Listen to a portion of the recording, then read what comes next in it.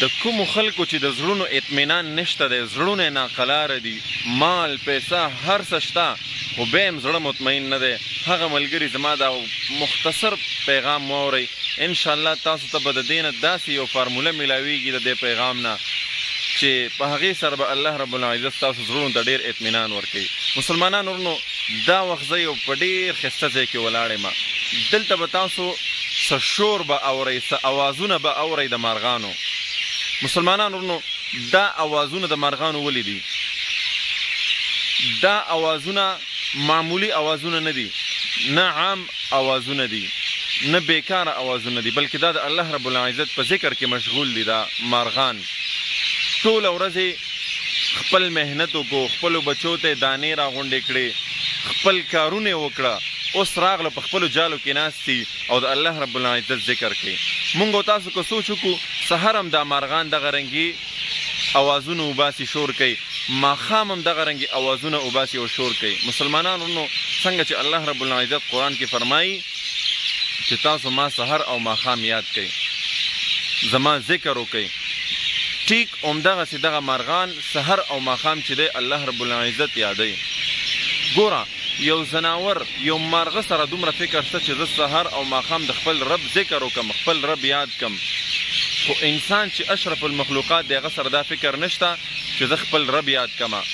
بیا انسانان وایي زمونږ د زړونو اطمینان نشته، بیا انسانان وایي زمونږ مشکلات دي، زمونږ زړونو ته خوشحالي نه میلاویږي، بیا انسانان دا ګیله هم کوي چې مال حال هر څه شته دی خو زمونږ د زړونو اطمینان نشته. ګورئ مسلمانانو ورونو، قرآن کې الله فرمایي الا بذکر الله تطمئن القلوب.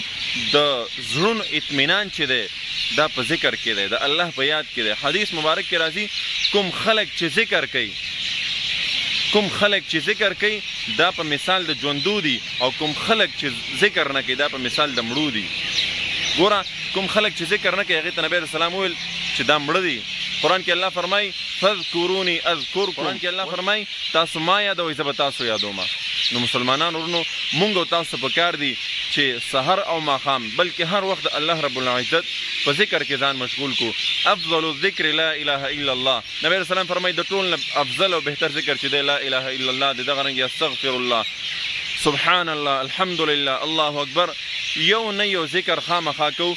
د دې فایده به دا وي، د دې فایده به دا وي چې زمونږ زړونه به په اطمینان کې، زمونږ زړونه به ژوندي وي. نو امید ده انشاءالله چې زما د دې مختصر پیغام نه به تاسو ډېر غټ سبق زده کوئ او خامخا به په خپل روزمره زندګۍ کې د ذکر دپاره وخت وباسو. او څنګه چې دا مارغان لګیا دي، ګوره دوی سره نه حساب شته نه کتاب شته، او بیا هم د الله رب العزت په ذکر کې مشغول دي. تاسو د اوازونه اورئ. زه یو منټ تاسو ته د خپل اواز بندوم، د خپلې خبرې بندوم، تاسو د مارغانو د اوازونه اورئ، تاسو ته به اندازه وشي.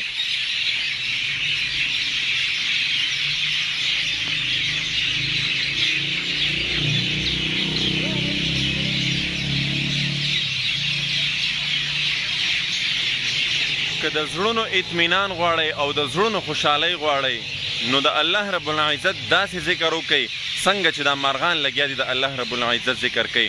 پاس په بوټو کې د ماښام وخت نږدې دا مارغان څنګه لګیا دي د الله رب العزت حمد و ثنا بیانوي. مسلمانانو ورونو، قرآن کې الله فرمایي الا بذکر الله تطمئن القلوب. وای د زړونو اطمینان چې دی دا د الله رب العزت په یاد، د الله رب العزت په ذکر کې پروت دی. د کومو خلکو چې د زړونو سکون نشته، د زړونو اطمینان نشته او غواړي د زړونو سکون او اطمینان، نو د الله رب العزت ذکر دی کوي.